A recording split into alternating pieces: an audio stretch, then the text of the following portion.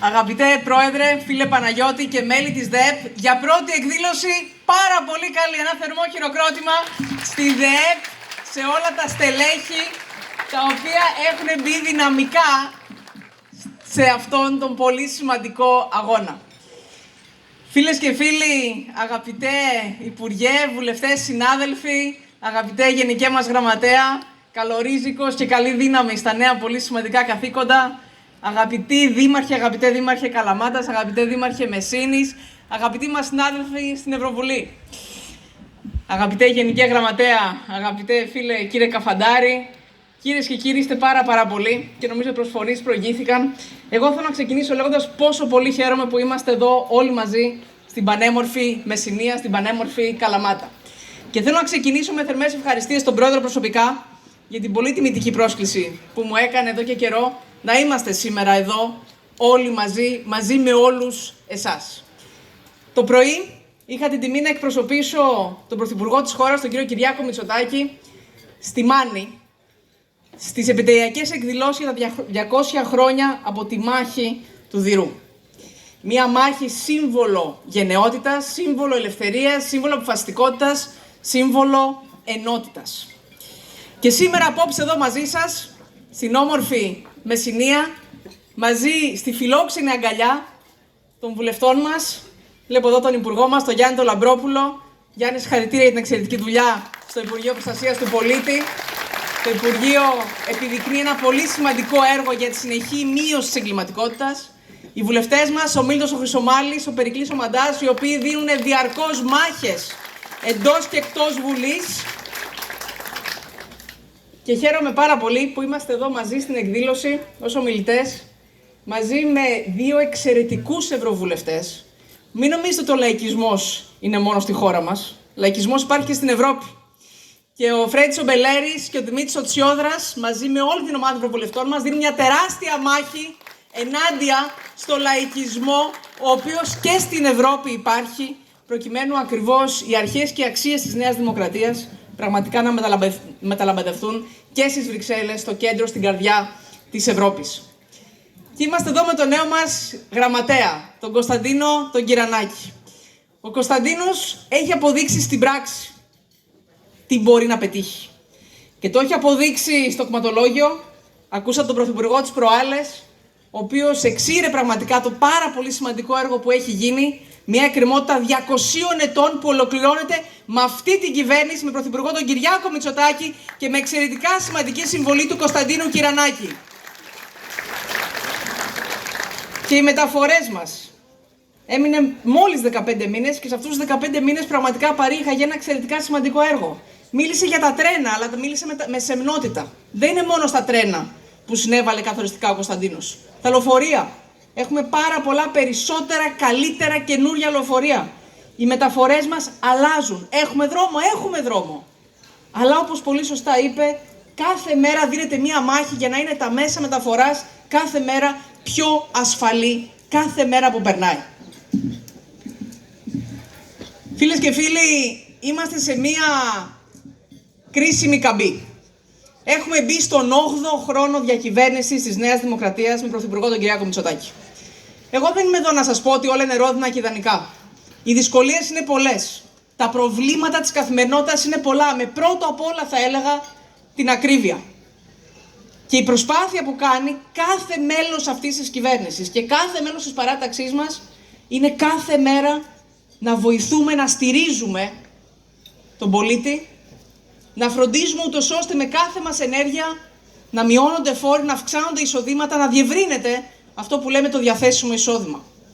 Κάθε μέρα. Και όπως πολύ σωστά είπε ο Κωνσταντίνος, αξίζει πραγματικά να διαβάσετε σήμερα τον 7ετή απολογισμό του Πρωθυπουργού. Κάθε εβδομάδα ο Πρωθυπουργός κάνει μια εβδομαδιαία ανασκόπηση. Σήμερα επέλεξε να κάνει μια ανασκόπηση της 7ετίας, των 7 χρόνων που έχουν περάσει με κυβέρνηση στη Νέα Δημοκρατία. Ξαναλέω, δεν είναι όλα ρόδινα και ιδανικά. Ούτε τα έχουμε κάνει όλα τέλεια. Έχουμε κάνει λάθη, έχουμε κάνει παραλήψεις. Όμως, η Ελλάδα του 2026 δεν έχει καμία σχέση με την Ελλάδα του 2019. Όποιον τομέα πολιτικής και να κοιτάξει κανείς. Και να ξεκινήσω, μιας και το ανέφεραν και αγαπητοί μου συνάδελφοι, Η ανεργία. Είχαμε μια ανεργία στο 18%. Σήμερα η ανεργία είναι περίπου 10 μονάδες κάτω. Αυτό δεν λέει πολλά όμως. Είναι απλά ένας δείκτης. Να σας πω τι λέει. Οι 563.000 άνθρωποι, συμπολίτες μας, οι οποίοι δεν δούλευαν το 2019 και σήμερα δουλεύουν. Οι 320.000 γυναίκες. Και το λέω γιατί η χώρα μας είχε παραδοσιακά μια υψηλότερη ανεργία γυναικών. 320.000 γυναίκες δεν δούλευαν το 2019 και σήμερα δουλεύουν. Θα μου πείτε τι δουλειές είναι αυτές, μερικής απασχόλησης? Όχι είναι η απάντηση. Από εκεί που είχαμε μία πλήρη απασχόληση το 69%, σήμερα η πλήρης απασχόληση είναι 10 μονάδες πάνω. Δηλαδή 8 στους 10 πολίτες που δουλεύουν σε δουλειές πλήρους απασχόλησης. Και οι μισθοί. Γίνονται βήματα. Θέλουμε κι άλλο, βεβαίως. Ο κατώτατος μισθός τον παραλάβαμε στα 650 ευρώ, σήμερα είναι στα 920 και είμαστε σε τροχιά να ξεπεράσουμε τα 950 ευρώ το 2027. Και ο μέσος μισθός. Είχαμε υποσχεθεί ότι ο μέσος μισθός θα ξεπεράσει τα 1.500 ευρώ. Πότε όμως? Το 2027. Το πετύχαμε αυτό, χάρη στις προσπάθειες όλων, ένα χρόνο πιο νωρίς. Είμαστε ήδη στα 1.535 ευρώ, ένα χρόνο πιο νωρίς από αυτό που είχαμε υποσχεθεί. Και η μέριμνά μας είναι συνεχής. Είναι συνεχής για συμπολίτες μας. Ας πούμε, βλέπω εδώ το δήμαρχο με τον οποίο το έχουμε συζητήσει. Δήμαρχε Σουχονέα. Νέο πρόγραμμα 5567. Ένα πρόγραμμα πάρα πολύ σημαντικό. Για όσοι δεν το γνωρίζουν, το εξηγώ με 2 λόγια. Όταν είσαι άνω των 50 ετών και βρεθείς εκτός δουλειάς, να είμαστε ειλικρινείς, είναι πολύ πιο δύσκολο να διεισδύσεις και πάλι στην αγορά εργασίας πάνω από κάποια ηλικία. Είναι πιο εύκολο ο 20χρονος, ο 30άρης, ο 40άρης. Αλλά μετά τα 50 είναι πολύ πιο δύσκολο. Και γι' αυτό η πολιτεία στέκεται δίπλα στους συμπολίτες μας αυτούς. Και έχει θεσπίσει ένα πρόγραμμα το Υπουργείο Εργασίας επιδοτούμενης απασχόλησης για όλους τους συμπολίτες μας 55 ετών και άνω που είναι άνεργοι και οι οποίοι πολύ συχνά θέλουν λίγα συντάξιμα χρόνια για να συμπληρώσουν τις προϋποθέσεις συνταξιοδότησης. Και ταυτόχρονα έχουν πολύτιμη εμπειρία να προσφέρουν σε δήμους της χώρας, σε περιφέρειες, κυρία Αντιπεριφερειάρχα της χώρας, σε νοσοκομεία, σε δημόσιες υπηρεσίες. Άρα λοιπόν μέριμνά μας είναι να έρθουμε να επιδοτήσουμε αυτή την απασχόληση, να στηρίξουμε τους συμπολίτες μας. Πάνω από 35.000 συμπολίτες μας έχουν ήδη ωφεληθεί από αυτό το πρόγραμμα και ναι, είμαστε πρώτον πυλών μιας νέας επέκτασης του προγράμματος 55 ετών και άνω. Και αυτή η πρωτοβουλία, αγαπητέ Δήμαρχε, έχετε και προστίθεται σε μία άλλη που κάναμε την περασμένη εβδομάδα. Ένα πρόγραμμα επιδοτούμενης απασχόλησης για συμπολίτες μας με αναπηρία. Συμπολίτες μας με αναπηρία. Οι αναπηρίες, ξέρετε, είναι κάποιες ορατές και κάποιες είναι αόρατες. Και χρέος μας είναι και αυτούς τους συμπολίτες μας να τους στηρίξουμε για να διασφαλίσουμε ότι πραγματικά υπάρχει ισότητα στην πρόσβαση στην εργασία. Την προηγούμενη εβδομάδα ανακοίνωσα λοιπόν μια νέα επέκταση του προγράμματος για συμπολίτες μας με αναπηρία, άλλες 1.000 θέσεις επιδοτούμενης απασχόλησης, ειδικά για δήμους και περιφέρειες της χώρας. Αν δεν έχετε κάνει αίτηση, πρέπει να βιαστείτε για να επωφεληθείτε ακριβώς από την πολύτιμη εμπειρία που έχουν να συνεισφέρουν οι συμπολίτες μας αυτοί. Και μιας και βλέπω εδώ και τον πρόεδρο του ΕΚΑΒ, δεν μπορώ να μην κάνω μια δική αναφορά, αγαπητέ πρόεδρε. Εγώ σήμερα το βράδυ θα γυρίσω στην Αθήνα. Ξέρεις γιατί θα γυρίσω? Γιατί αύριο έχω 2 συνεδριάσεις της Επιτροπής στη Βουλή για ένα νομοσχέδιο που φέρνει το Υπουργείο Εργασίας για την ισότητα αμοιβών μεταξύ γυναικών και ανδρών για όμοια εργασία. Και μέσα σε αυτό το νομοσχέδιο, αυτή η κυβέρνηση της Νέας Δημοκρατίας και αυτός ο Πρωθυπουργός λύνουμε μία εκκρεμότητα και μία στρέβλωση άνω των 30 ετών. Εξηγούμε. Στο νομοσχέδιο που ψηφίζεται την Πέμπτη, εντάσσουμε στα βαρέα και αμφιγεινά νοσηλευτές, διασώστες του ΕΚΑΒ, όλους αυτούς που προσφέρουν με πραγματικά τεράστια προσπάθεια σε όλους μας. Και υπήρχε η εξής τρέβλωση.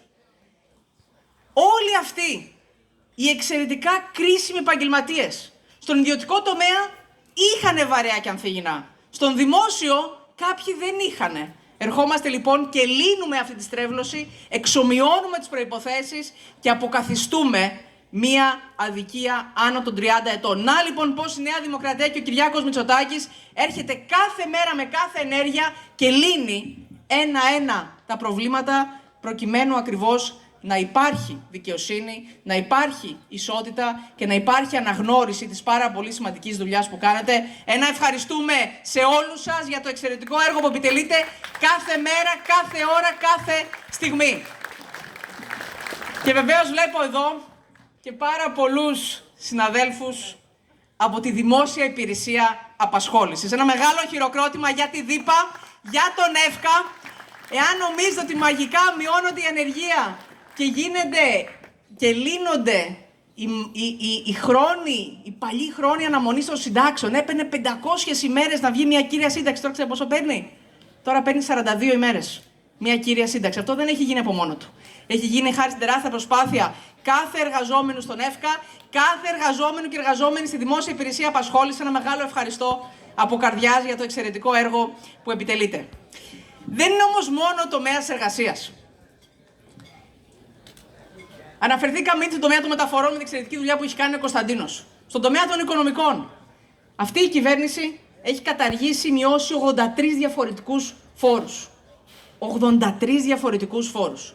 Έχουμε τη μεγαλύτερη μείωση χρέους σε οποιαδήποτε άλλη χώρα στον πλανήτη. Θα μου πείτε, γιατί μας αφορά αυτό? Μας αφορά και για μας και μας αφορά και για τα παιδιά μας και για τα εγγόνια μας. Για να ζήσουν μια καλύτερη ζωή και να μπορέσει η χώρα μας να είναι παράδειγμα ακριβώς στο κομμάτι αυτό, το πολύ σημαντικό της μείωσης χρέους. Πάρα πολύ σημαντικές πρωτοβουλίες λοιπόν του Υπουργείου Οικονομικών. Πάρα πολύ σημαντικές πρωτοβουλίες στον τομέα της υγείας.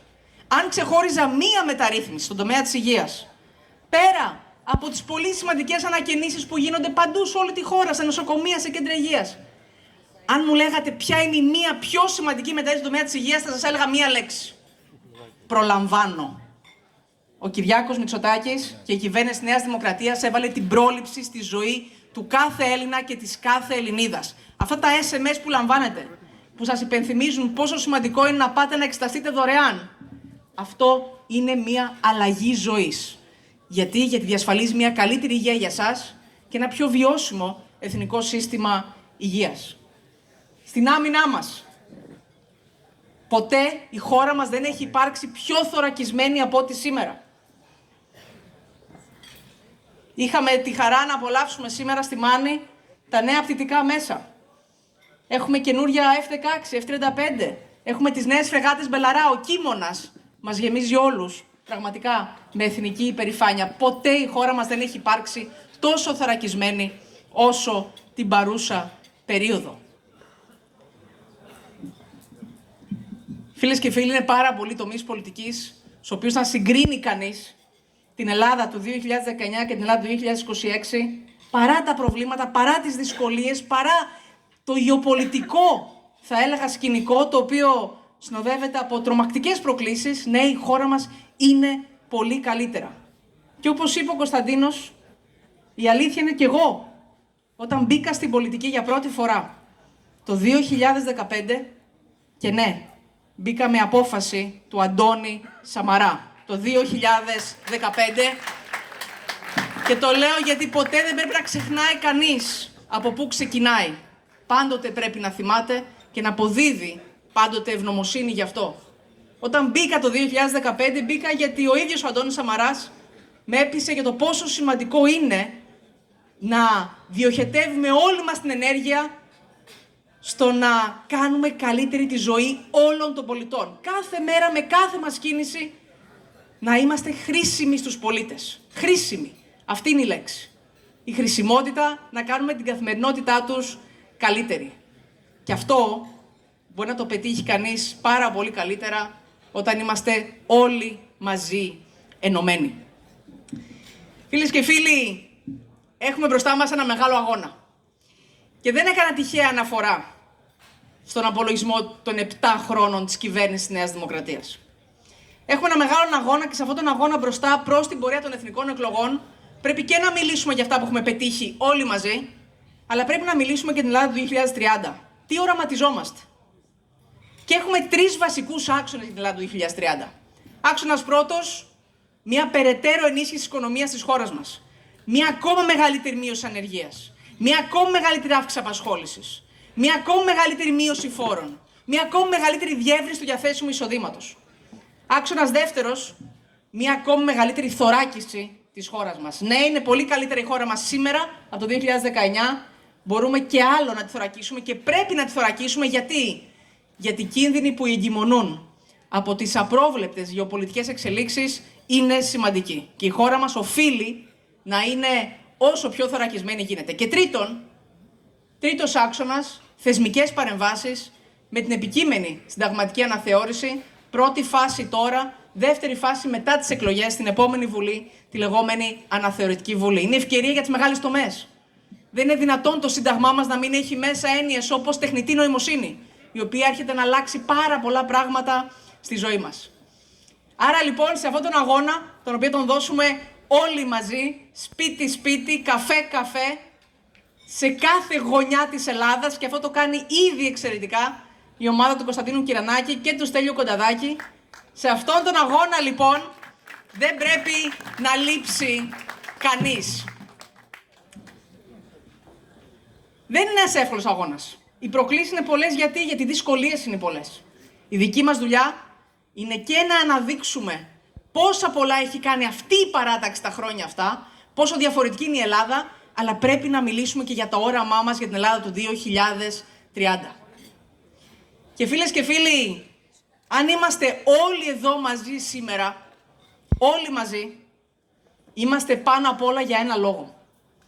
Για να σας πούμε στον καθένα και στην κάθε μία από εσάς ένα πάρα πολύ μεγάλο ευχαριστούμε. Γιατί δεν πρέπει ποτέ να ξεχνάμε ότι αν ο καθένας από εμάς είναι σε θέσεις ευθύνης, αυτό το οφείλουμε στον αγώνα του καθενός και της κάθε μιας από εσάς. Αν ο Κυριάκος Μητσοτάκης σήμερα είναι πρωθυπουργός της χώρας μας, αυτό οφείλεται στο δικό σας αγώνα, στον αγώνα που δώσατε και το 2019 και το 2023. Εγώ λοιπόν είμαι εδώ πρωτίστως για αυτό. Για να σας πω ένα πάρα πολύ μεγάλο ευχαριστούμε για τον τεράστιο αγώνα που δώσατε, για τον αγώνα που θα δώσετε, για την προσπάθεια να κάνουμε το όνειρο πραγματικότητα, να μπορέσει η παράταξή μας για τρίτη συνεχόμενη θητεία να κυβερνήσει τη χώρα και να πάμε την Ελλάδα στο 2030, στην Ελλάδα που αξίζουμε, σε μια Ελλάδα στην οποία όλοι θα βγαίνουν, θα είναι ενισχυμένοι. Σε όλα τα πεδία. Στόχος μας, ο Έλληνας και η Ελληνίδα, να είναι ενισχυμένος, να βγει ενδυναμωμένος, και αυτό μπορεί να γίνει με κυβέρνηση της Νέας Δημοκρατίας και πρωθυπουργό τον Κυριάκο Μητσοτάκη. Ευχαριστούμε πάρα πολύ.